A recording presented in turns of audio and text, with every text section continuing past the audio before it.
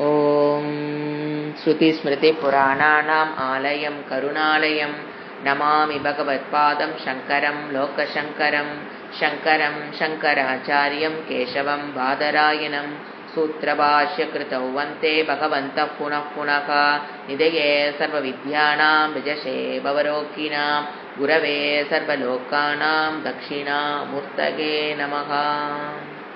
ॐ सहना भवतु सहनौ भुनक्तु सह वीर्यङ्करवावहै तेजस्विनावधीतमस्तु मा विद्विषावहै। ॐ शान्ति शान्ति शान्तिः।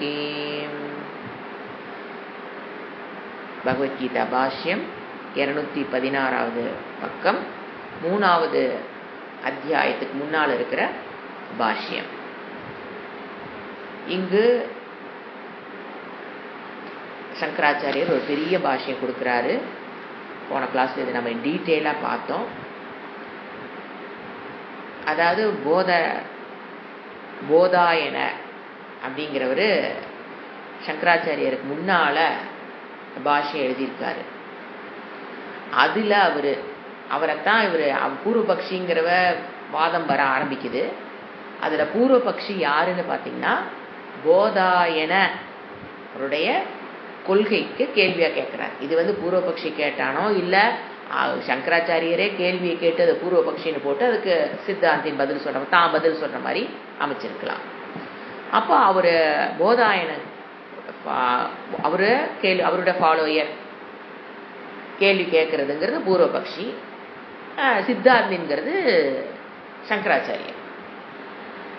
அவர் என்ன பண்ணியிருக்காரு, அவருடைய பாஷ்யத்தில் கிருஷ்ணர் பகவத்கீதையில் கேவல ஞானேன மோட்சங்கிற கருத்தை சொல்லல.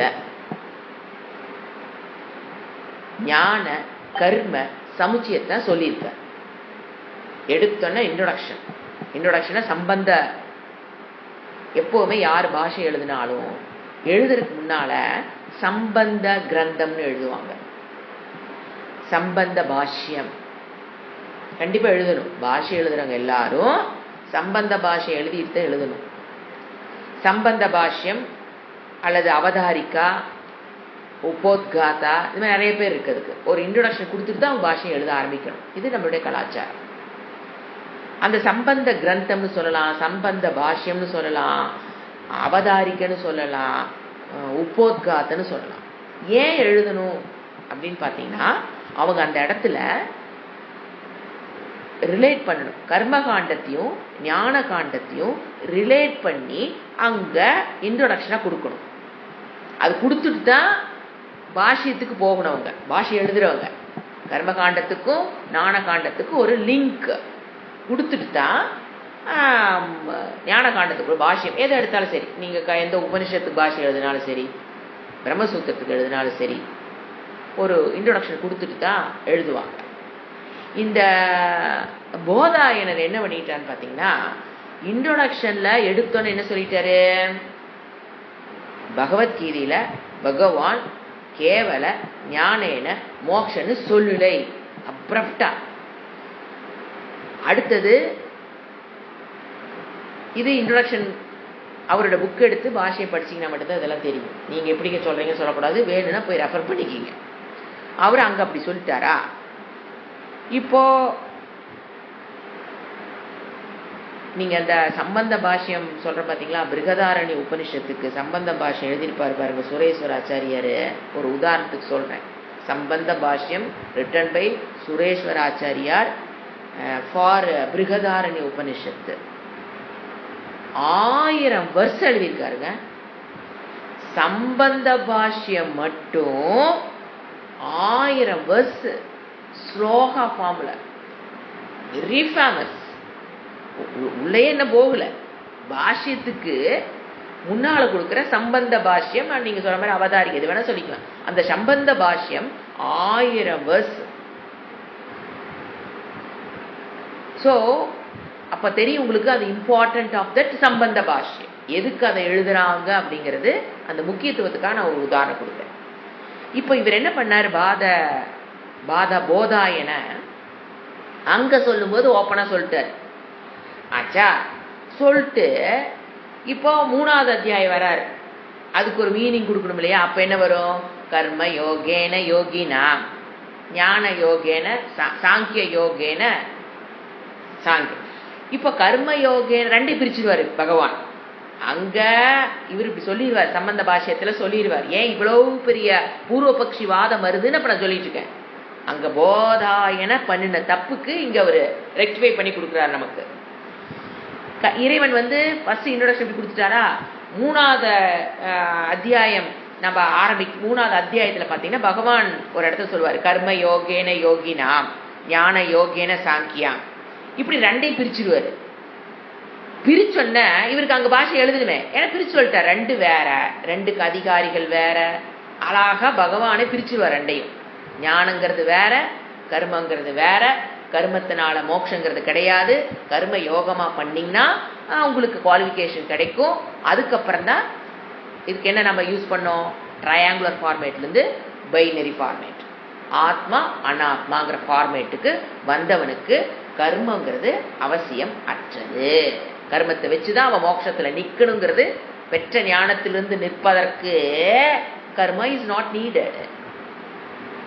ஆனா அவங்க என்ன சொல்றாங்க? பெற்ற ஞானத்தில் நிக்கணும்னா எது? யாவத்து உயிரோடு இருக்கிற வரைக்கும் நீ நித்திய கர்ம நைமித்திய கர்மத்தில பண்ணிக்கிட்டே இருந்தீனா தான் நீ பெற்ற ஞானத்தில் நிக்க முடியும், மோட்சத்தை நீ அனுபவிக்க முடியுங்கிறது வாதம். அதைத்தான் ஃபர்ஸ்ட் எடுத்துல இவர் சொல்லிடுவார். இந்த இடம் வந்தா மாட்டிக்குவார். உடனே என்ன பண்ணிடுவாரு? இந்த காலத்து அரசியல்வாதிகள் மாதிரி அங்க ஒரு கருத்து, இங்க என்னன்றுவாரு, கருத்தை மாத்திடுவாரு. ஏன்னா இவரே பகவானே சொல்றாரு, ஞான யோகேன சாங்கியானா. உடனே இங்க என்னன்றுவாரு, helplessly he has to go along with that. ஞானி will exclude the karma அப்படின்னு சொல்லிடுவார். ஞானிக்கு கர்மத்துல சம்பந்தம், ஞானிக்கு கர்மம் அவசியம் அற்றது அப்படின்னு இங்க சொல்லிடுவார். ஏன்னா வேற வழி இல்லை, ஹெல்ப்லெஸ்லி தான். ஏன்னா கிருஷ்ணரே அதை பிரிச்சு காமிக்கும் போது 2 வேற அப்படிங்கும் போது இந்த பிளண்டர் மிஸ்டேக்க போதாயனர் கமிட் பண்ணிடுவாரு. அப்ப இவரு அதனாலதான் 3rd சாப்டர் ஆரம்பிக்கிறதுக்கு முன்னால உட்கார்ந்து மெனக்கெட்டு அவர் என்ன பண்ணி வேண்டியது இருக்குது இவரு. ஏன்னா எல்லாம் இவருக்கு முன்னாடிவங்க அதை படிச்சிருப்பாங்க இல்லையா? இப்ப நம்ம காலம் நினைக்காதீங்க, அது அவரோட காலத்தை யோசனை பண்ணி பாருங்க. சங்கரோட காலத்துல எல்லாரும் இவருக்கு முன்னாடி பாஷை ஒருத்தர் எழுதியிருக்காங்கன்னா அதை படிச்சிருப்பாங்க. அதுல எல்லாரும் என்ன ஆயிட்டாங்க, இவர் பண்ண பிளண்டர் மிஸ்டேக்ல அவங்கள என்ன பண்ணிட்டாங்க, ஓ 2 வேணும். பாஷ்யம் படிக்கிறவங்க எப்படி புரிஞ்சுக்குவாங்க? அதனாலதான் ஃபர்ஸ்ட் ஏன் அன்னைக்கு ஒரு கேட்டாங்க, என்னங்க இவ்வளவு பெரிய பூர்வபக்ஷி பாத்தீங்கன்னா வந்துட்டே இருக்கும். பூர்வபக்ஷி அப்புறம் சித்தாந்தி, பூர்வபக்ஷி சித்தாந்தி. இதுக்குள்ள நுழையிறதுக்கு முன்னால நான் போன கிளாஸ்ல சொன்னேன், போன கிளாஸ் நான் கொடுத்த விளக்கங்கள் இது வரைக்கும் யாராவது கேட்காம இருந்தீங்கன்னா ஃபர்ஸ்ட் கேட்டுக்குங்க. அப்பதான் நாம வாதத்துக்குள்ள போக முடியும். நம்மளே ஸ்டடி இல்லாம வாதத்துக்குள்ள எப்படிங்க போறது? ஃபர்ஸ்ட் நாம ஸ்டடி பண்ணிக்கணும். என்ன ஸ்டடி பண்ணிக்கணும்? கர்மம்ங்கிறது எவ்வளவு தூரத்துக்கு நமக்கு பயன்படும், அதை கர்ம யோகமா பண்ணுனா பயன்படும். எந்த கர்மம் புண்ணிய பாப்பத்தை கொடுத்து நம்மள சுக துக்கத்தோடவும் பிறவிகளோடும் நம்மை சம்பந்தப்படுத்துதோ அதே கர்மத்தை பயன்படுத்தி கர்மயோகமாக செய்து ஆட்டிடியூட மட்டும் சேஞ்ச் பண்ணி ஈஸ்வர அர்ப்பணா புத்தி, பிரசாத புத்தி, தர்மத்துக்குட்பட்டது இப்படி பண்ணும்போது எந்த கர்மம் புண்ணிய பாப்பத்தை கொடுத்ததோ அது சித்த சுத்தியை கொடுக்கிற மாதிரி மாத்துறதுங்கிறது இன்டெலிஜென்ட் வே ஆஃப் டூயிங் கர்மா. அதே கர்மம் ராகத்வேஷத்தை முதல்ல கொடுத்தது, புண்ணிய பாபத்தை கொடுத்தது, சுக துக்கத்தை கொடுத்தது. அதே கர்மம் தான். You need not change any karma. அதே கர்மத்தை கையில் எடுத்து அந்த புண்ணிய பாபத்திலிருந்து விடுபடுவதற்காக சித்த சுத்தியை பெற்று அதுக்கு பயன்படுத்தி சித்த சுத்தியை பெற்றதற்கு பிறகு there is no need of karma. கர்ம செஞ்சுக்கிட்டு இருப்பங்க, நம்மளுடைய முன்னேற்றம் நம்மளுடைய டிராவலுக்கு அது பயன்படாது. எங்க நம்ம டிராவல் மோட்சத்தை நோக்கி போயிட்டு இருக்கோம் பாத்தீங்களா, அங்க ஞானத்தை எது அந்த ட்ரையாங்குலர் ஃபார்மேட்ல இருந்து என்ன சொன்னோம், நான் இறைவன் உலகம், இந்த ஃபார்மேட்ல தான் ஆரம்பிக்கணும். எனக்கு இந்த உலகம் பயமுறுத்துது, கஷ்டத்தை கொடுக்குது, இல்லாத கஷ்டத்தை கொடுக்குது, அது எல்லாத்துக்கும் கம்மியாக கொடுக்குது, எனக்கு மட்டும் எச்சா கொடுக்குது அப்படிங்கிற ஃபீலிங் வரும்போது யாரை நோக்கி ஓடி ஆகணும்? இறைவனை நோக்கி ஓடுறோம். அதில் தான் இருக்கணும், தப்பு கிடையாது. ஆயுசுக்கு அதிலே உட்காந்துருக்கூடாது. அது ட்ரையாங்குலர் ஃபார்மேட். அதுல இருந்து பைனரி ஃபார்மேட் என்ன? ஒன்று ஆத்மா, நான், இருப்பது அனைத்தும் அனாத்மா. பைனரி ஃபார்மேட், அதுதான் ஞானமே. அப்போ அந்த இடத்துல கர்மத்துக்கு அந்த இடத்துக்கு வந்து நின்று அதில் கண்டினியூ பண்ணுறதுக்கு என்ன தேவையில்லை. நீங்கள் பண்ணுற நித்திய கர்மமோ நைவேத்திய கர்மமோ அங்கே அது அவனுக்கு சித்த சுத்தி கொடுத்துருச்சு. கர்மத்தோட அல்டிமேட் சக்தி என்ன? சித்த சுத்தியை கொடுக்க முடியாதனால கொடுத்துருச்சு. கொடுத்ததுக்கு அப்புறம் சித்த சுத்தி ஆனவனுக்கு கர்மத்தினால் ஆவதென்ன? கர்மம் செய்வானுங்க, கர்மத்தினால் ஆவதென்ன? எதுவும் கிடையாது. இதுதான் சங்கரனுடைய வாதம். ஆனா அவங்க என்ன சொல்றாங்க? போதாயன் என்ன சொல்றாரு? நீ சித்த சுத்தியை பெற்றினாலுமே கர்மத்தை விடக்கூடாது. ஏன்? யாவத்து ஜீவேத்து. ஏன் அவங்க கொடுக்குற கொட்டேஷன்? யாவத்து ஜீவேத்து கர்மம் அதாவது உயிரோடு இருக்க வரைக்கும் நித்திய கர்மத்தை பண்ணுன்னு இறைவன் சொல்லியிருக்காரு. அப்புறம் அது ஒரு பாயிண்ட். ரெண்டாவது அவங்க எடுக்கிற பாயிண்ட், இப்ப அர்ஜுனனை போர் தானே செய்ய சொன்னாரு. இப்ப அர்ஜுனன் என்ன சொல்றாரு? அவரு போர் செய்ய, கர்மம் தானே செய்யன்னு சொன்னாரு. நீ சன்னியாசம் வாங்கிக்காத, வேண்டாம். அப்ப இறைவனே என்ன சொல்றாரு? சந்நியாசம் வேண்டாம், நீ கர்மத்தையே செஞ்சுக்கிட்டு. அப்படிதானே கிருஷ்ணர் இப்ப சொல்றாரு. அப்ப நமக்கு இந்த இடத்துல நாம தெளிவா இருக்கணும். ஏன் கிருஷ்ணர் இங்க அர்ஜுனனை வந்து கர்மத்தை செய்யணும் சொன்னாரு? He is not qualified enough for binary format. He is not at all qualified. இந்த மனசுக்குள்ள அந்த வெறி என்ன சொல்றது? அவனை அழிக்கணும், இவனை அழிக்கணும், போர் புரியணும், அவனை போட்டு தள்ளணும், இவனை போட்டு தள்ளணுங்கிற அந்த ட்ரையாங்குலர் ஃபார்மேட்ல இருக்கிற வரைக்கும் you are not yet qualified for binary format. சாங்கிய யோகத்துக்கு you are not yet qualified. அதனால நாம புரிஞ்சுக்கிறோம். அதனால கிருஷ்ணர் என்ன சொல்றாரு? யுத்தியஸ்வ பாரத, you do as karma, you do karma as karma yoga and get siddha suddhi and then get ஞானம். அதனால சொன்னாரே தவிர பகவான் என்ன சொல்லல? கர்மேன ஏவ மோட்சம்னு சொல்லல. இது நாம தெளிவாய்க்கணும். கர்மத்தினால் உனக்கு என்னதான் கிடைக்கும்? அந்த கரண சுத்தி கிடைக்கும். ஆனா அது இல்லாம நீ இந்த பக்கம் வரவும் முடியாது. கர்மத்தை வேண்டான்னு சொல்ல. அது எவ்வளவு தூரத்துக்கு அது ஒரு ஒரு ஒரு புருஷக, ஒரு மனிதன் ஒன்னா கர்ம யோகத்தில் இருக்க முடியும். அதை முடிச்சிட்டானா ஞான யோகத்துக்கு வந்துடுவான். ரெண்டையும் அட் அ டைம் பர்சனால ஃபாலோ பண்ண முடியாது. கர்மயோகம் நான் பண்ணிக்கிறேன், நான் பைனரி ஃபார்மேட்ல இருந்துக்கிறேன்னா ஹவ் இட் இஸ் பாசிபிள்? அதைத்தான் சொல்றாரு. ஒரு புருஷன் இதை கம்ப்ளீட் பண்ணிட்டு அங்க வரணும். இதையும் நான் வச்சுக்கிறேன், கர்மயோகம் நான் பண்ணிட்டு இருக்கிறேன், நான் பைனரி ஃபார்மேட்ல நின்னுக்கிறேன்னா அது அனர்த்தம். அப்படி ஒரு ஒரு மனம் வந்து அதிகாரித்துவ பேதம் இருக்குது. இந்த கர்மயோகங்கிற அதிகாரி வேற, ஞான யோகத்துக்கு உண்டான அதிகாரிங்கிறது வேற. ஏன்னா இவன் கர்மத்தை எப்படி யூஸ் பண்றான்? சாதனமாக யூஸ் பண்ணிட்டு இருக்கிறான். கர்மத்தை, இறைவனை சாதனமாக பயன்படுத்தி தான் சித்த சுத்தியை பெற்றுட்டு இருக்கிறான். ஸோ அவன் வேற. பைனரி ஃபார்மேட் ஞானத்துக்கு வந்தவனுடைய உள்ள இருக்கிற அதிகாரி யாரு? வேற. ரெண்டையும் அட் அ டைம் ஒரு மனிதனால் செய்ய முடியாது. முதல் இதை கம்ப்ளீட் பண்ணிட்டு தான் அங்க வரணுங்கிறத பர்ஃபெக்ட் டீச்சிங் முதல்ல நாம் புரிஞ்சுக்கணும். அப்பதான் பூர்வபக்ஷி என்ன தப்பு அப்படிங்கிறது நமக்கு புரியும். இந்த மாதிரி இவர் சொல்லிடுவார், சங்கராச்சாரிய சொல்லிடுவார். இந்த மாதிரி போதாயன ஃபர்ஸ்ட் இன்ட்ரோடக்ஷன்ல இப்படி சொல்றாரு. தேர்ட் அத்தியாயம் வந்தோடனே கர்மயோகன யோகினா ஞான யோகேன சாங்கியானம் சொல்லி பிரிக்கிறாரு. அப்படின்னு என்னங்குவா? அப்படியா, வேற வழியில் ஒத்துக்குத்தானே ஆகணும் உடனே. ஏன்னா ஒரு பொய் ஒரு தப்பு பண்ணிட்டா அது அகங்காரம் என்ன பண்ணிக்கிட்டே இருக்கும். அதை மறைச்சு பேசுறதுக்கு, தன்னோட வாதத்தை நிலைநாட்டுவதற்காக அவனுக்கு கடைசி மூச்சு இருக்க வரைக்கும் போராடுவார். பூர்வபக்ஷியும் போராடுவார். அப்ப அடுத்து என்ன பாரு, சாங்கியர்களுக்கு தானே ஞான யோகேன சாங்கியர்களுக்கு தானே, கிரகஸ்தாவுக்கு சொல்லலையே. அடுத்த வாரம் இதெல்லாம் இனிமேல் வரப்போகுது. நான் உங்களுக்கு ப்ரிசைஸ் பண்ணி முதலே சொல்றேன். உடனே என்ன பூர்வபக்ஷி என்ன பாரு, போதாயன அவரோட கட்சி சாங்கியங்கிற வேர்டு தான் யூஸ் பண்ணாரு. அப்ப சன்னியாசிகளுக்கு தானே, கிரகஸ்தான் சொல்லியே. என்னன்னு சொல்ல?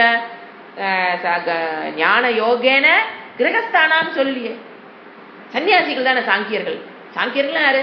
இல்ல, சாங்கியம் என்னங்க? சமயக்கு ஞானம் தியாகம். அப்ப தியாகம் பண்ணவங்க யாரு? சன்னியாசிகளுக்கு தானே. அப்படின்னு அப்படி போயிட்டே இருக்கு அந்த வாதம். ஒரு எதுக்கு நான் சொன்னேன், இந்த மாதிரி தான் இந்த 3rd அத்தியாயத்தினோட இன்ட்ரோடக்ஷன் போயிட்டே இருக்கும்.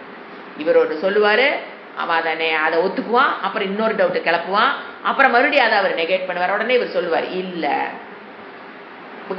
சங்கராச்சாரியர் உடனே என்ன பண்ணி ஆகணும், அப்படி இல்லை, சாங்கியம்னா முதல்ல நீ கரெக்டாக புரிஞ்சுக்கோ. சன்னியாசிகளை மட்டும் சாங்கியம், அதாவது கர்மத்தை விடுபவன் சன்னியாசியா இருக்கணுங்கிற அவசியம் இல்லை. கிரகஸ்த ஆசிரமத்தில் இருக்கிறவன் என்ன பண்ணலாம், கர்ம சந்நியாசம், சர்வ கர்ம சந்நியாசம்.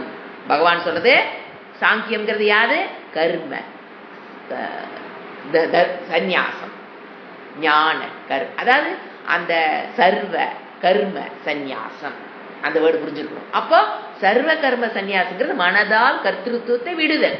நான் கர்ம ஆத்மா கர்மத்தை செய்வதில்லை, அது சர்வ கர்ம சந்நியாசம். அததான் இறைவன் சாங்கியம் சொல்றாரே தவிர ஆசிரமத்தை அவர் இங்க குறிக்கலை. அப்படி அவர் நெகேட் பண்ணி ஆகும். அவர் சொல்ல, நீ புரிஞ்சு வச்சிருக்குது பிளண்டர் மிஸ்டேக்கு, அப்படி புரிஞ்சுக்க கூடாது. சர்வ கர்ம சந்நியாசத்தை பேசுறாரு. அது கிரகஸ்தால் இருக்கிறவங்க எப்படி இருக்கலாம், சர்வ கர்ம சந்நியாசியாக வாழலாம். சந்நியாச ஆசிரமத்தில் இருக்கிறவங்களும் என்னதான், சர்வ கர்ம சந்நியாசியாக வாழலாம். ஆசிரமம் டசன்ட் மேட்டர் அப்படின்னு அடுத்த வாதம். இது 2 பூர்வபக்ஷி கொஸ்டின் இப்போ நான் உங்களுக்கு கிளியர் பண்ணி கொடுத்துருக்கேன். இப்போ நம்ம எங்கே போகலாம், பாஷ்யத்துக்குள்ள. இப்போ நான் இங்கே படிக்கும்போது உங்களுக்கு ஒரு தெளிவு இருக்கும். எதுக்கு நான் முதல்ல ப்ரிசைஸ் பண்ணி சொல்கிறேன்னா, ஓ இதுதான் வரப்போகுது அப்படிங்கிறது தெளிவாயிட்டீங்கன்னா அது அப்படியே ஃப்ளோ போயிட்டே இருக்கும். அதுக்காக சொன்னதா, அது இன்னும் கொஞ்சம் டீட்டெயிலாக பார்க்கலாம். பேஜ் நம்பர் 216 டாப் பாஷ்யம். அர்ஜுனனுக்கு தத்தேவ ந ஸ்ரேயக பிராப்தி உக்தவான்.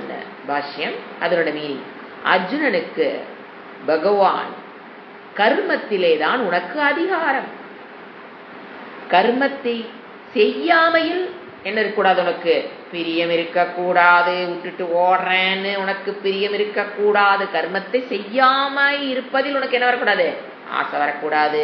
ஏன், யூ ஆர் நாட் குவாலிஃபைட். ஏன் ஆசை வரக்கூடாது, கர்மத்தை விட்டுட்டு போறக்கு, you are not qualified to take sannyasa என்று யோக புத்தியை ஆசரித்து. நீ எதை ஆசரித்திரு, சார்ந்திரு, கர்ம யோகத்தை ஆசரித்து கர்மம் செய். You are not qualified for ஞான யோகம், so better be in karma yoga. இதுதான் பகவானுடைய டீச்சிங் என்று கூறினாரே அன்றி, அதனாலேயே எது கர்மத்தையே நீ பண்ணிட்டுடா, ஆயுசுக்கு நீ போரே பண்ணிட்டு சத்ரினாவ இருந்து போரே பண்ணு, அதுல உனக்கு மோட்சம் கிடைக்கும் சொன்னாரா, சொல்லலையே. இப்போ you are qualified to to karma yoga.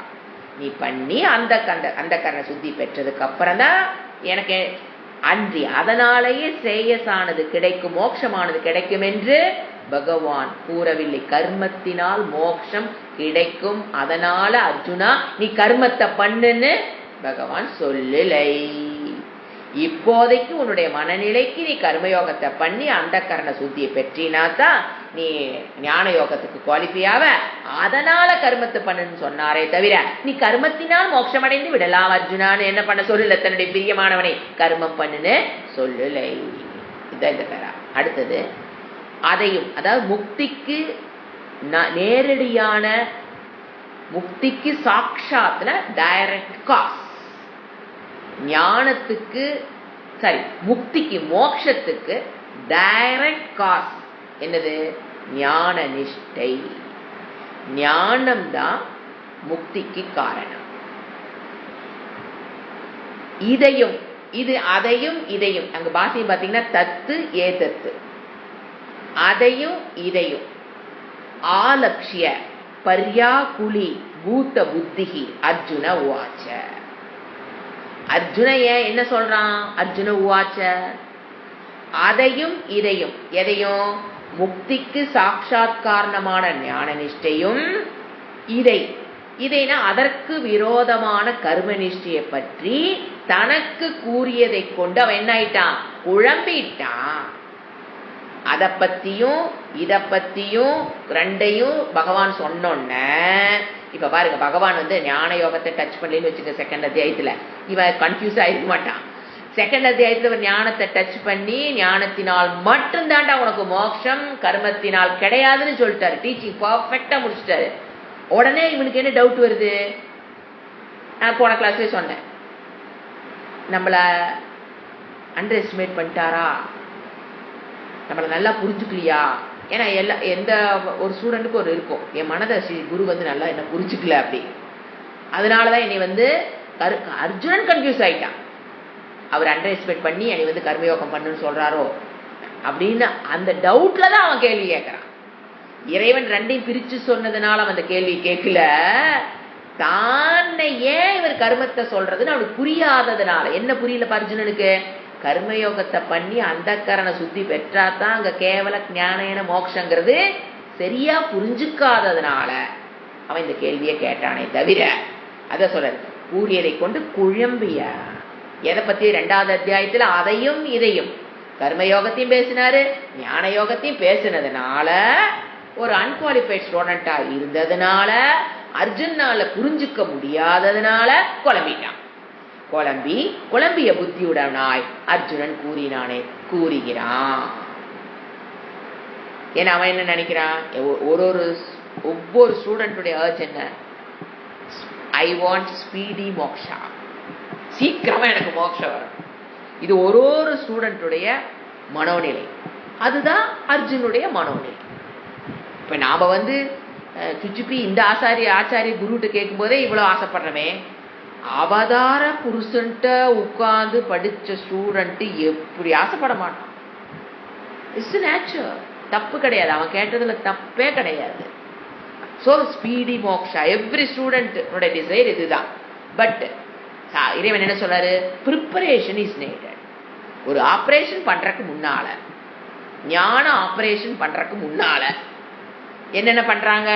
Blood test, urine test, pressure, இந்த ஸ்கேனேடு அந்த ஸ்கேனேடு, கொண்டு போற பர்சில் இருக்கிற பணமெல்லாம் காலியானாலும் பத்தாது இல்ல, அந்த ஸ்கேனேடு இந்த ஸ்கேனேடு, எக்ஸ்ரே வேடு, பிளட் டெஸ்ட் எடு, சுகர், அப்புறம் அதுக்கு எடுத்துக்கொண்டே டாக்டர்கிட்ட கொடுத்து சர்ஜரிக்கு முன்னால, ஞான சர்ஜரிக்கு முன்னால அந்த ஆப்ரேஷன் ஒரு கட்டியை எடுக்கணும் அப்படின்னா இதெல்லாம் பண்ணி, அப்புறம் ஏதாவது ஒன்று மாறி இருந்துன்னு வச்சுக்கல, கை வைக்க முடியாத அளவுக்கு சுகரோ ப்ரெஷரோ இருந்துன்னு வச்சுக்கோங்க, உடனே அதை கரெக்ட் பண்றதுக்கு மருந்து கொடுத்து எல்லாம் ரெடி பண்ணி தான் தியேட்டருக்குள்ளேயே விடுவாங்க. இவ்வளவுதான் பகவான் சொன்னது. அவ்வளவுதான். எடுத்தோடனே நான் என்ன பண்ண முடியாது, ஞான ஆபரேஷன் எல்லாம் உனக்கு பண்ண முடியும். எந்த குருனாலையும் எடுத்தோடனே கையை எடுத்து வச்சு, உங்களுக்கு அந்த பேஷண்ட்டுக்கு அவசரமா இருக்கலாம், ஐயோ வலி வயிற்றுல கட்டி எனக்கு வலி சீக்கிரம் பண்ணி தொலையான்னு அவன் கத்திட்டு இருக்கலாம்.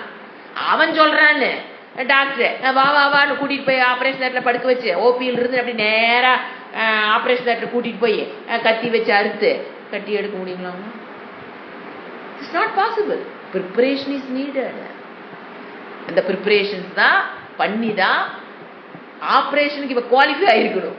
சுகரு, ப்ரெஷரு, டோஸ்கெல்லாம் இன் கண்ட்ரோல், அதுதான் குவாலிஃபிகேஷன். அதிகாரி ஆனா தான் எங்க விடுவாரு? ஆப்ரேஷன் தேட்டருக்குள்ள ஸ்ட்ரெச்சர் வச்சு கூட்டிட்டு போவார். இல்லைன்னா ஓபியோட வீட்டுக்கு அனுப்பிச்சிடுவார். போய் இதெல்லாம் ரெடி பண்ணிட்டு வா, பிளட் டெஸ்ட் எடுத்து என்னென்ன குறை இருக்கோ அதெல்லாம் ரெடி பண்ணிட்டு வா. அதேதான் இவன் கேட்கறது. எடுத்தோன்னே எனக்கு வச்சு ஆப்ரேஷன் பண்ணி விட்டுரு, கட்டி எடுத்துரு, வலி போயிடும். அது எல்லா பேஷண்டோட வலியினோட வேதனை அப்படித்தான் இருக்கும். சம்சார துக்கம் எப்படித்தான் தோணும் நமக்கு.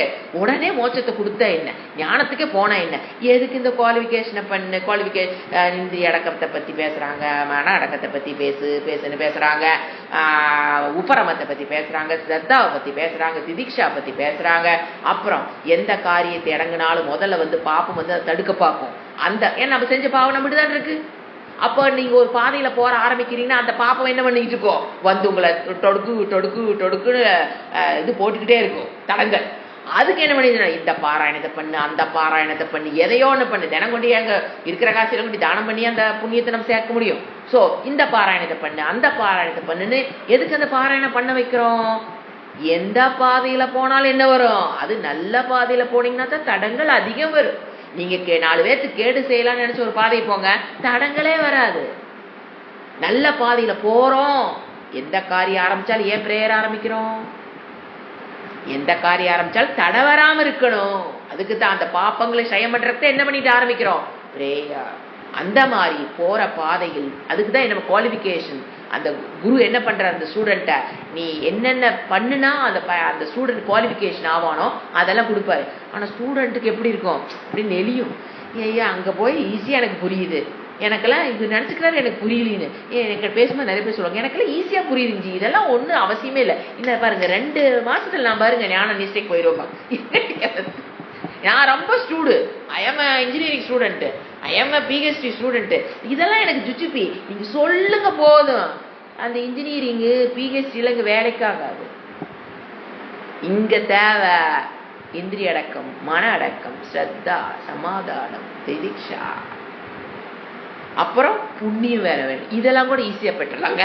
அந்த போற பாதையில வர தடை இருக்கு, அந்த பாப்பம் வந்து நிக்குது பாருங்க, அதுக்கு என்ன வேணும்? பாராயணம். பாராயணம் 1 2 டெய்லி எதுக்கு பாராயண கிளாஸ், டெய்லி தடங்கள் வருமே.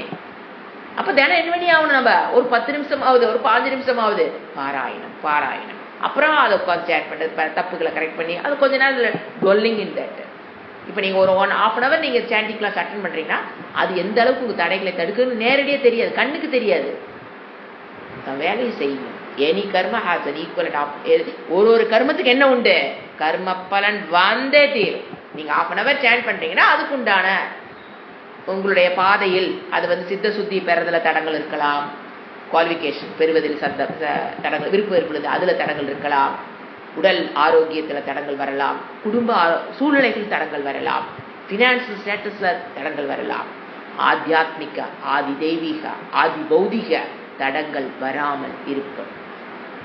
சோ அதனாலதான் இவர் என்ன சொல்றாரு இந்த இடத்துல சப்ஜெக்ட்ல, நீ முதல்ல என்ன பண்ணு, அந்த கரண சுத்தியை பெரு, மனதை குவாலிஃபை பண்ணு. ஆபரேஷனுக்கு என்ன ஆபரேஷன் பண்ண போறாரு பகவான்? ஞானம் ஆபரேஷன். அந்த ஆபரேஷன் உனக்கு பண்ணணும்னா நீ என்ன பண்ணி இருக்கணும், அது ரெடி பண்ணிட்டு வா. நான் இதை பண்ண மாட்டேன், என்னை வந்து அப்படியே படுத்துக்கிறேன்னா டாக்டர் பண்ண மாட்டார், எந்த குரு என்ன பண்ண மாட்டாரு, பண்ண மாட்டார். நீ போய் முதல்ல ரெடி பண்ணிட்டு வா. ஏன்னா ஹைலி ரிஸ்க், அவன் தெரியாம சொல்லலாம், நீங்க ஸ்டூடெண்ட் தெரியாம சொல்லலாம், ஏங்க எனக்கு எல்லாமே ஈஸிங்க, எனக்கு எல்லாமே ஈஸியா புரிஞ்சிருங்க, இதெல்லாம் தேவையே இல்லைங்க, நீங்க ஆத்மா பத்தி மட்டும் கிளாஸ் எடுங்க, உபனிஷத் மட்டும் எடுங்க, இதெல்லாம் தேவையே இல்லைங்கன்னு நீங்க சொல்லலாம். குருவுக்கு தெரியும் இல்ல, புரிஞ்சுங்களா? இப்ப இதுதான் அவரும் சொல்ற. அர்ஜுன் அவசரப்படலாம் பாரு, எதுக்கு? ஸ்பீடி மோக்ஷா. அவனுடைய disturbance is legitimate, correct only. எல்லா ஸ்டூடெண்ட்டுக்கும் அது இருக்கும். அந்த என்னை ஏன் இதுல என்கேஜ் பண்றாங்க, எதுக்கு நீ சேண்ட் பண்ண சொல்றாங்க, அது நமக்கு நாங்க சொல்றதாவது சாண்டிங். அவனுக்கு பகவான் சொன்னது போர், கர்மத்தை போய் செய்யற, யாரை போய் கொலை சொல்றாரு? இப்போ அவருடைய குருவை கொலை சொல்றாரு, தாத்தாவை கொலை சொல்றாரு. சாண்டிங்ல ஈஸிங்க, படிச்சிடலாம். குருவின் தாத்தாவை எப்படி கொள்றது? ஸோ அவனுடைய டிஸ்டர்பன்ஸ், இறைவனோட டீச்சிங் 2nd chapter முடிஞ்சோன்ன அர்ஜுனோட disturbance is legitimate only, it's not wrong. அதனாலதான் அதை புரிஞ்சுக்கிட்டு நம்ம பண்ணும்போது என்ன ஆகுது, நீ அவன் என்ன சொல்றாரு, யூ ஆர் இன் சம்சார பெயின், நாம வந்து ஐ ஹாவ் டு கிவ் ஞான யோகா ஆபரேஷன் ஆச்சா, ஆனா I cannot give you now because you are not qualified. You do blood test, you do blood test, இதெல்லாம் என்னதுங்க, you do titiksha, you learn how to get out of, you first do karma yoga, get out of raga dvesha, அதெல்லாம் என்னது, coming under pressure எல்லாம் கண்ட்ரோலுக்கு வா, கொண்டுட்டு வந்ததுக்கு அப்புறம் வா, ஐ வில் டூ. இதுதான் இந்த இடத்துல இருக்கிற டீச்சிங்.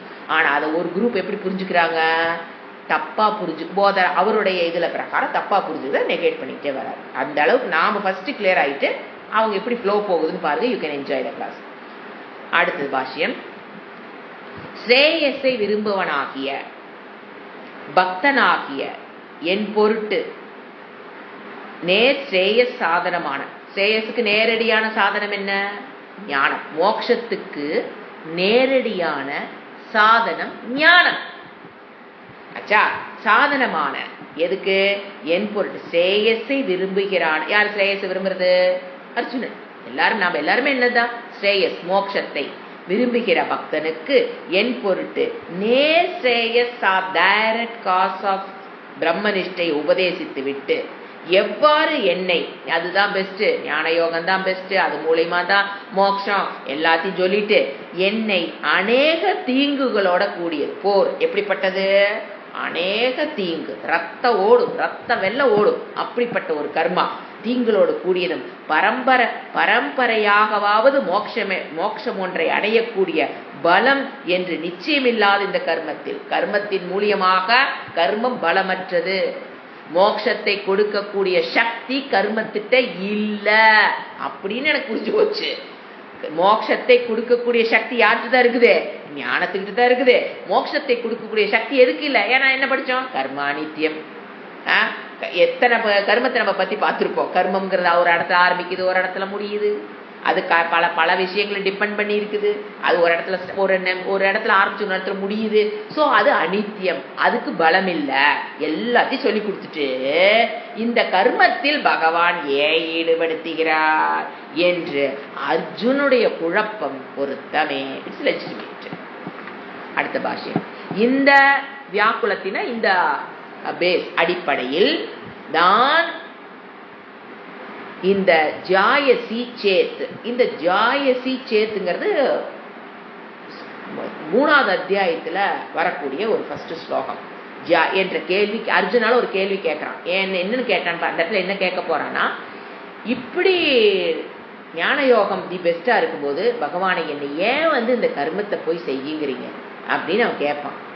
ஏன்னா இவ்வளவு பெஸ்டா இருக்குது ஞானம் போது, நான் ஞானத்தை பிறகு உண்டான சன்னியாசத்தை ஏற்றுக்கிட்டு நான் போயிடுறேன், என்னை எதுக்கு இப்படி கோரமான போரில் பண்றீங்க, ஈடுபடுத்துறீங்க அப்படிங்கிறது அவன் கேட்கறான். அதனாலதான் கேட்கறான். அர்ஜுனுடைய குழப்பத்தினாலதான் கேள்வியை தவிர பகவானுடைய டீச்சிங்கில் எந்த குழப்பமும் இல்லை. அதான் கன்ஃபார்ம் பண்ற. இது அவன் குழம்பிட்டா அவன் கேட்கறான். இதை நீ என்ன பண்ணிக்கூடாது, அவன் சரியா புரிஞ்சு சரியா கேட்கறான்னு நினைச்சுக்கூடாது. இதைத்தான் அவருக்கு சங்கரர் சொல்றார். போதாயனா நீ என்ன பண்ற, அவனுடைய குழப்பம் இருந்து நீ பாரு. பகவான் சரியா சொல்லி அர்ஜுனனும் சரியா புரிஞ்சு அந்த கேள்வி அவன் கேட்கல. பகவான் சரியா சொல்லி அதை தப்பா புரிஞ்சு இந்த கேள்வி கேட்கறான்னு புரிஞ்சுக்கோ, எல்லாம் பர்ஃபெக்டா போகும். பகவான் சரியா சொல்லியிருக்கார், அர்ஜுனன் தப்பா புரிஞ்சுக்கிட்டான், அதனால இந்த கேள்வி வருது. இதுதான் நம்ம பிக்ஸ் பண்ணிக்கணும். அடுத்த பாஷ்யம். இந்த கேள்வியை நிவர்த்தி பண்றதுக்கு என்ன பண்ணுவார் பகவான்? இனிமேல் அதெல்லாம் வரப்போகுது 3வது அத்தியாயத்துல. இந்த கேள்வியை நிவர்த்தி பண்ணி என்னை எதுக்குங்க இந்த கோரமான போரில் ஈடுபடுத்துறீங்கன்னு கேட்டுருவோம். இதெல்லாம் வரப்போகுது இனிமேல். அது இப்ப சொல்றாரு. இந்த கேள்வியை நிவர்த்தி பண்றதுக்கு, அவனுக்கு புரிய வைக்கிறதுக்கு, என்னை ஏன்டா நான் போர் செய்ய சொல்றேங்கிறத விளக்கணுமா இல்லையா? என்னை எதுங்க போர் செய்ய சொல்றேன்? நான் அந்த ஸ்டூடெண்ட் கேட்டு என்ன பண்ணி ஆகணும்? போர்க்களமா இருந்தாலும் நிவர்த்தி பண்றாரு.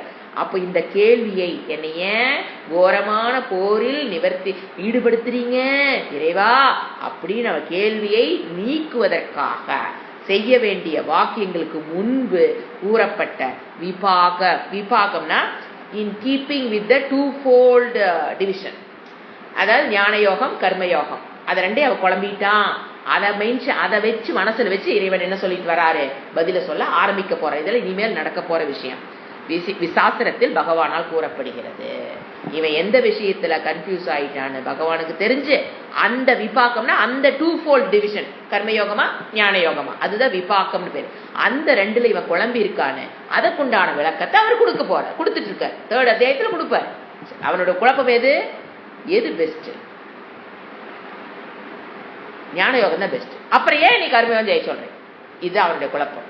அதுக்கு கரெக்டா பதில் அங்க இருக்கு அப்படிங்கிறத நம்ம பார்க்க போறோம். அப்படிங்கிறது இவர் பாஷ்யத்துல சொல்றாரு. இப்பதான் பூர்வபக்ஷி போதராயனோட ஸ்டூடெண்ட் வர்றாரு. நாம என்ன புரிஞ்சுக்கணும்? அதிகார பேதம் இருக்கு. கர்மயோகத்துக்கு அதிகாரி வேற, ஞான யோகத்துக்குங்கிற குவாலிஃபைட் பர்சன் வேற. அதனால இவன் இங்க குவாலிஃபைடா இருக்கிறனால அவனுக்கு இங்க கொடுத்துருக்காரு அப்படிங்கிறத புரிஞ்சுட்டு நம்ம போகலாம். சிலர் அர்ஜுனுடைய சிலர்னா யாரு? போதாயனகன்னு நான் சொன்ன பார்த்தீங்க இன்ட்ரோடக்ஷன்ல, அதை நான் வச்சுக்கணும். சிலர் அவரு போதாயனக அர்ஜுனுடைய கேள்வியின் அர்த்தத்தை வேறு விதமாக கற்பனை செய்து கொண்டு அதற்கு விபரீதமாக பதில் கற்பித்து கூறுகிறார்கள். எவ்வாறு தன்னால் போதாயன் என்ன பண்ணாரு? சம்பந்த கிரந்தத்தில், சம்பந்த பாஷ்யத்தில் என்ன சொல்லியிருக்காரு அவரு? பாஷ்யத்தினுடைய முடிவுரை இல்லைங்க, அந்த இடத்துல முகவுரைன்னு போட்டுக்கணும், பிரிண்டிங் மிஸ்டேக்கு. முகவுரைக்கு பேரு தான் சம்பந்த கிரந்தம். அங்க முடிவுரைன்னு இருக்கு. முகவுரையில் இன்ட்ரோடக்ஷன் பாஷ்யம் இல் கீத அர்த்தமானது நிரூபிக்கப்பட்டுள்ளதோ, கீதையினோட அர்த்தம் என்ன? ஏன்னா இன்ட்ரோடக்ஷன் என்ன சொல்லுவாங்க, கீதை எதை சொல்லுது அப்படிங்கிற அதை அங்க கன்ஃபார்ம் பண்ணிட்டு தான் பாஷ்யத்தை ஆரம்பிப்பாங்க. கீதையினுடைய அர்த்தம், கீதையினுடைய தாத்பரியம் என்ன? எல்லா ஆச்சாரியர்களும் எந்த இடத்துக்கு பாஷை எழுதுறாங்களோ அதனுடைய தாத்பரியம், இறைவனோட எதை சொல்றதுக்காக இறைவன் இந்த தாத்பரியம் ஆஃப் திஸ் உபனிஷத் என்ன அப்படிங்கறத அவங்க இன்ட்ரோடக்ஷன்ல கொடுக்கணும். 7வது மேக்ஸ் புக்குன்னு கொடுத்தா தான் அந்த பையன் இந்த புக் எடுக்க முடியும் இல்லைங்களா? அது மேக்ஸ்ன்னு எழுதியிருக்கணும். 7 மட்டும் போட்டா அது இங்கிலீஷ் புக்கா தமிழ் புக்கா அவனுக்கு எப்படி தெரியும்? அதனால 7 போட்டு மேல என்ன பண்ணிடுவாங்க, கணிதம். அந்த மாதிரி அந்த கணிதம் எழுதுறது தான் இன்ட்ரோடக்ஷன் டு தட் புக். அந்த மாதிரி இது இது எழுதுறேன் அப்படின்னா எதுக்கு நாம சப்ஜெக்ட் மேட்டர் என்ன, அந்த அனுபந்த சௌஸ்டியம் சொல்லுவோம், யார் அதிகாரி, அது இருக்கிற சப்ஜெக்ட் மேட்டர் எல்லாமே அங்க கொடுக்கணும். அப்ப அதுதான் இன்ட்ரோடக்ஷன் சம்பந்த பாஷ்யா. இவர் என்ன சொல்றாரு, அங்க கீதத்தினுடைய அர்த்தமானது நிரூபிக்கப்பட்டுள்ளதோ. அங்க என்ன நீங்க நிரூபிச்சீங்க போதராயனரே? அங்க அவர் சொன்னது பகவான் பகவத்கீதையில் கேவல ஞானேன மோட்சம்னு சொல்லலை. இது யார் சொன்னது? போதாயனர் தன்னுடைய இன்ட்ரோடக்ஷன் சொல்லியிருக்காரு, அப்படி சொல்லல அப்படின்னு அங்க நிரூபணம் பண்ணிட்டார். கேவல ஞானேன மோக்ஷ நாஸ்தி, ஞான கர்ம சமுச்சயத்தினால மட்டும்தான் மோட்சம்ங்கிறது பகவான் சொல்லி இருக்காருங்கிறத நீட்டா கொடுத்துறாரு சம்பந்த பாஷ்யத்துல. அதற்கு விபரீதமா, அதற்கு ஆப்போசிட்டா நான் சொன்னேன் இல்லையா 3வது அத்தியாயத்துல, ஏன்னா பகவான 2 பிரிச்சிருவாரு. அப்போ மறுபடியும் கேள்வி, அதற்கான பதிலையும் விபரீதமான அர்த்தத்தை கொடுக்குறாங்க. இங்க என்ன கொடுக்கிறாரு அதே போதராயனர்? ஞான யோகேன சாங்கியானம், கர்மயோகேன யோகினா, 2 குரூப்பா இறைவன் பிரிச்சு சொன்ன. இவர் என்ன பண்ணிடுவார், அதை அப்படியே மீனிங் எழுதியிருக்காரு. ஸோ அவரே என்ன ஆயிடுறாரு, கான்ட்ரடிக்ஷன். போதாயனர் இன்ட்ரோடக்ஷன் சொன்னதுக்கும் 3வது அத்தியாயத்தில் இந்த ஸ்லோகத்துக்கு மீனிங் கொடுக்கும்போது அவரே கான்ட்ரடிக்ட் ஆயிடுறாரு அப்படின்னு யார் இதெல்லாம் மெனக்கெட்டு சொல்றது? சங்கராச்சாரியர். போதாயனக எவ்வாறு எனில், மறுபடியும் விளக்குறாரு அடுத்த பேஜ் 280. எவ்வாறு எனில், அங்கு சம்பந்த கிரந்தத்தில் இன்ட்ரோடக்ஷன் டு பாஷ்யா, கீதா பாஷ்யா முகவுரையில் எல்லா ஆசிரமத்தாருக்கும் ஞான கர்ம சமுச்சயம் விதிக்கப்பட்டுள்ளது. அங்க என்ன சொன்னீங்க? எல்லா ஆசிரமத்திற்கும். நீங்க சொன்னது போதராயன் சொன்னது எல்லா பகவான் இறைவன் சொன்னதாக, கிருஷ்ணர் சொன்னதாக போதராயனர் தன்னுடைய இன்ட்ரோடக்ஷன்ல கூறினது. என்னையா சொன்ன நீயே? எல்லா ஆசிரமத்திற்கும் ஞான கர்ம சமுச்சயம் விதிக்கப்பட்டுள்ளது. அதத்தான் கீதா சாஸ்திர நிரூபிக்கப்பட்டுள்ளதுன்னு கூறுனியா? பகவான் கூறுவது அதுதான் நீ எழுதிட்டியா? மேலும் விசேஷமாக ஜீவித காலம் முழுவதும் செய்ய வேண்டிய ஸ்ருதியில் விதிக்கப்பட்ட கர்மங்களை விட்டு கேவல ஞானத்தினால் மட்டுமே மோட்சம் அடைவு என்பது கீதா சாஸ்திரத்தில் நிச்சயமாக மறுக்கப்பட்டு அங்க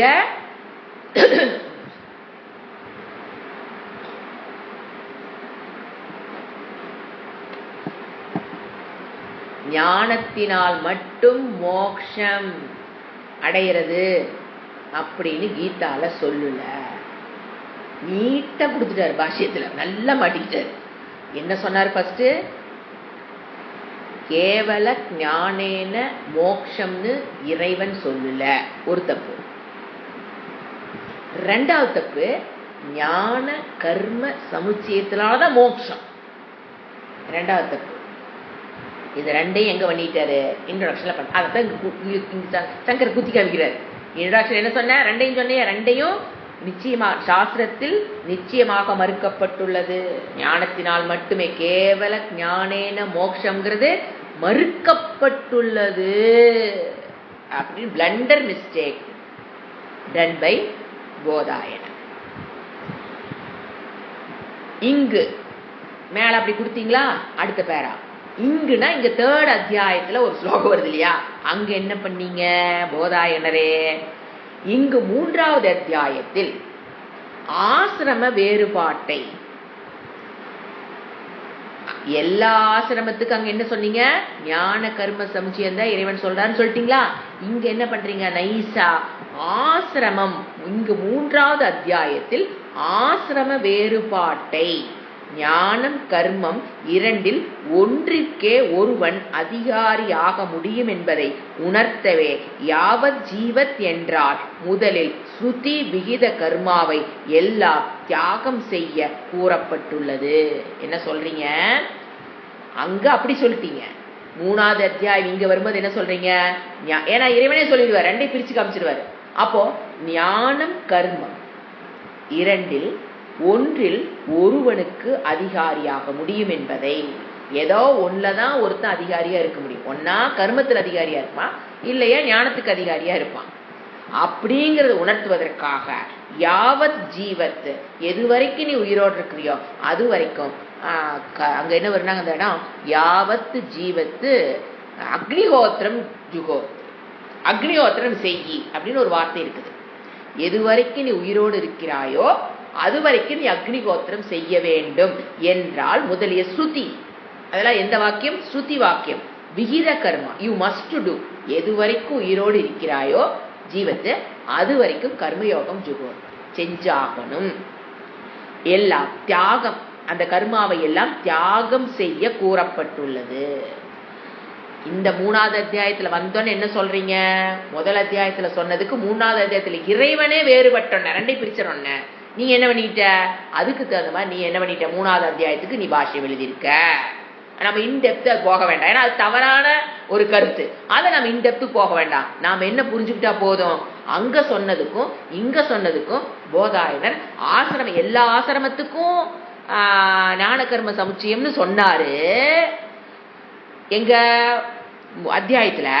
இங்க வந்தாலும் இவர் என்ன பண்ணிக்குவாரு அழகா, ஏன்னா சாங்கியர்களுக்கு தானே அப்படின்னு ஆசிரமத்தை பிரிச்சிருவாரு. முதல்ல சொன்னது ஆசிரமம், எல்லா ஆசிரமத்துக்கும் ஞான கர்ம சமுச்சயம் சொன்னாருன்னு சொன்னவரு, இங்க வந்தன இல்ல ஆசிரமத்தை என்ன பண்ணிடுவாரு, இது சன்னியாசிகளுக்கு தான் ஞானம் அப்படின்னு ஆசிரமத்தை பிரிக்கிற. நீ அங்க முதல் ஆசிரமத்தை பிரிக்கல, சர்வ ஆசிரமம் போட்ட. இப்ப என்ன பண்ற? ஆசிரமத்தை பிரிச்சு இல்ல இறைவன் இவங்களுக்கு மட்டும்தான் சொல்றாரு, இவங்களுக்கு எல்லாம் இல்ல, கிரகஸ்தாவா இருக்கிறவனுக்கு கர்மத்தை செய்யாதேன்னு இறைவன் சொல்லல, சன்னியாசிகளுக்கு தான் சொல்றாருன்னு. நீ என்ன பண்ணிட்டு இருக்கிற இந்த இடத்துல உட்காந்து ஆசிரமத்தை பிரிச்சு சொல்றாருன்னு நீயே உன்னுடைய கருத்துக்கு மாறுபடுகிறாய் அப்படிங்கறத நீட்டா சங்கராச்சாரியர் கொண்டு வராரு. இதில் அடுத்த பாயிண்ட், இதில் இந்த சங்கை ஏற்படுகிறது. சங்கின டவுட். இந்த பிரகாரமாக விருத்த அர்த்தம், விருத்தம்னா ஆப்போசிட் மீனிங். முதல்ல ஒண்ணு சொல்றீங்க, மறுபடியும் ஒண்ணு சொல்றீங்க. கூடிய வசனத்தை பகவான் அர்ஜுனன் எவ்வாறு கூறினார்? இந்த மாதிரி விருத்தமான பாஷை எழுதி வச்சிருக்கீங்களே, இந்த விருத்தத்தை பகவான் பண்ணுவாரா என்ன? திருப்பி கேட்கிறாரு. இந்த விருத்தத்தை நான் கண்டுபிடிச்சு சொல்றேன்ல, இத போதாயின்னு நீங்க பண்ணினீங்க, பகவானுமா பண்ணியிருப்பார். அப்படி என்ன அர்த்தம்? நைஸா என்ன சொல்றாரு? பகவான்ல டீச்சிங்ல எந்த தப்பும் பண்ணல, யுவர் அண்டர்ஸ்டாண்டிங் இஸ் ப்ராப்ளம். அர்ஜுனுட்டு எந்த டவுட்டும் கிடையாது, பகவான்ட்டு எந்த டவுட் பிரச்சனையும், டீச்சிங்ல எந்த குறையும் கிடையாது, அண்டர்ஸ்டாண்ட் பண்ணிட்டு வர ஸ்டூடெண்ட் கிட்ட எந்த குறையும் கிடையாது. ஏன்னா ரெண்டையும் சொல்லிட்டு இதுதான் பெஸ்ட்னா கண்டிப்பா அந்த ஸ்டூடெண்ட் என்னதான் சொல்லுவான், ஏங்க எனக்கு ஞானத்தை கொடுங்க, எதுங்க கர்மம் தான் கேட்பான். அது அவங்ககிட்டயும் பிரச்சனை கிடையாது, அவன் கேட்ட டவுட் கொஸ்டின்லயும் பிரச்சனை கிடையாது, பகவான்கிட்டையும் பிரச்சனை கிடையாது, நீ புரிஞ்சுக்கிட்ட விதத்துல பிரச்சனை. அதனாலதான் இந்த சொதப்பல் வருதுங்கிறத அழகா கொண்டு வர்றாரு. சோ இதில் சங்கை டவுட் வருது. இந்த பிரகாரமாக விருத்த அர்த்தத்துடன் கூடிய வச்சனத்தை பகவான் அர்ஜுனிடம் எவ்வாறு கூறி இருக்க முடியும்? ஒரு உபதேசம் பண்ற குரு இப்படி விருத்தமா உபதேசம் பண்ணிட்டு இருப்பாரு என்ன? அங்க எல்லா ஆசிரமத்துக்கும் ஞான கர்ம சமுச்சயம் அவசியம்ட்டு, இங்க இல்ல சாங்கியர்களுக்கு மட்டும்தான் கர்மத்திலிருந்து விடுபடணும், மத்தவங்கள கர்மத்தை கிரகஸ்தா கர்மத்தை பண்ணணும் பிரிச்சு சொல்றாரா என்ன? இங்க அது அந்த கேட்பவனான அர்ஜுனன் எவ்வாறு அப்படித்தான் அவர் சொல்லி கொடுத்தாலும் அதை கேட்டுட்டு உட்கார்ந்து இருக்கானே அர்ஜுனன், அவன் தான் எப்படி புரிஞ்சுக்குவான்? அடுத்த கேள்வி விரை கேட்கிறாரு. முதல்ல பகவான் எப்படி சொல்லி கொடுத்திருப்பாரு தப்பான டபுள் கான்செப்ட, அல்லது அதை கேட்டு நிக்கிறான் அர்ஜுனன், அவன் தான் எப்படி புரிஞ்சிருப்பான்? என்னையா கிருஷ்ணா முதல்ல அப்படி சொன்னீங்க, இப்ப இப்படி சொன்னீங்க, அப்படியே கேட்டாவன் அப்படி கேட்கலையே அர்ஜுனன், டவுட் அப்படி கேட்கலையே. நீங்க வந்து ஃபர்ஸ்ட் அத்தியாயத்துல இன்ட்ரோடக்ஷன்ல வந்து நீங்க எனக்கு இப்படி சொன்னீங்க, இப்ப வந்து ஆசிரமத்தை பிரிக்கிறீங்க, அப்படியா அர்ஜுனன் எங்காவது வாய் திறந்தா? ஓ, சோ பிரச்சனை எங்க கிடையாது, பகவத்கீதையில எந்த ப்ராப்ளமும் கிடையாது அப்படின்னு சொன்னோன்னே அடுத்தது ஓகே, ஒத்துதான் ஆகணும், ஒத்துதான் ஆகணும். உடனே பூர்வபக்ஷி என்ன சொல்றான், அங்கு முகவுரையில் பூர்வ தத்திர கிரகஸ்தானா, இவ்வாறு அர்த்தம் இருந்தால் இல்லறத்தில் உள்ளவர்களுக்கே ஸ்ரௌத்த, ஸ்ருதியுக்த கர்மத்துக்கு பேரு ஸ்ரௌத்தக, சாரி ஸ்மார்த்த. ஸ்ரௌத்தங்கிறது ஸ்ருதியுக்த கர்மம், அதாவது ஸ்ருதியில் சில கர்மங்கள் விதிக்கப்பட்டிருக்கும், ஸ்மிருதியில சில கர்மங்கள் மனிதர்கள் பண்ணணுங்கிற விகித கர்மங்கள் விதிக்கப்பட்டிருக்கும். அதுக்கு தான் என்ன பேரு, ஸ்ருதி ஸ்ரௌத்த. ஸ்ருதியில சொல்லப்பட்டது ஸ்ரௌத்த, ஸ்மிருதியில சொல்லப்பட்டது ஸ்மார்த்த கர்மங்கள் பேர். என்ன சொல்றா, அங்கு இவ்வாறு அர்த்தம் இருந்ததால் இல்லறத்தில் உள்ளவர்களுக்கே ஸ்ரௌத்த கர்ம தியாக பூர்வமான கேவல ஞானத்தினால் மோட்சம் அடைவது மறுக்கப்பட்டுள்ளது, மற்ற ஆசிரியர்களுக்கு அல்ல.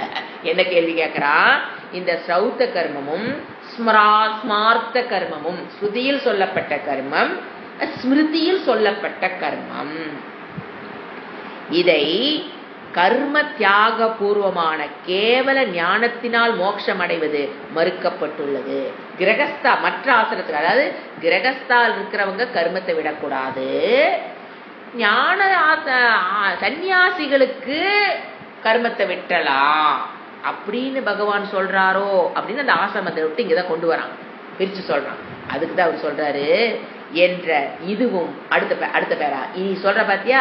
முதல்ல வந்து சொன்னது வந்து இந்த கர்மத்தை விடுன்னு யார்தான் சொல்றாரு, சன்னியாசிகளை தான் கர்மத்தை விடுன்னு சொல்றாரு. எது ஸ்ரௌத்த கர்மமா இருந்தாலும் ஸ்மார்த்த கர்மம் தான், தாய் தந்தைக்கு பண்ண வேண்டிய கர்மம், சொசைட்டிக்கு பண்ண வேண்டிய கர்மம், ஸ்ருதியில் சொல்லப்பட்டது, ஸ்மிருதியில் சொல்லப்பட்ட எல்லாமே யார் தியாகம் பண்ணலாம், சன்னியாசி, நாட் கிரகஸ்தா.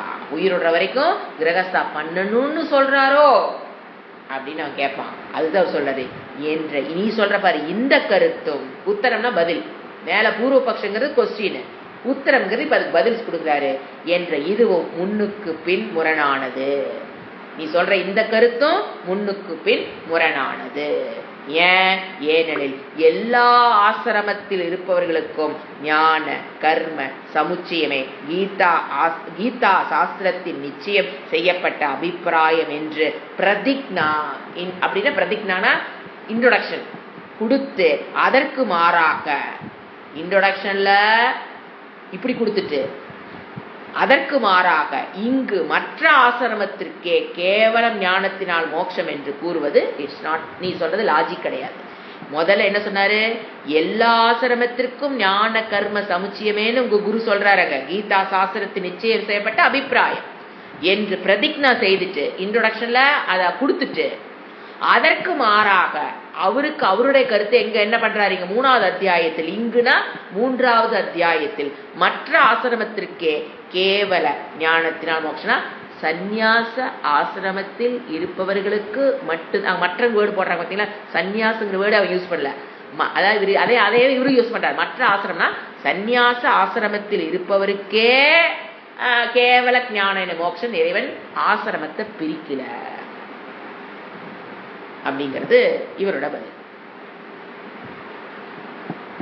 ஓம் சாந்தி சாந்தி சாந்தி. ஹரி ஓம் ஸ்ரீ குருப்யோ நமஹ. ஹரி ஓம்.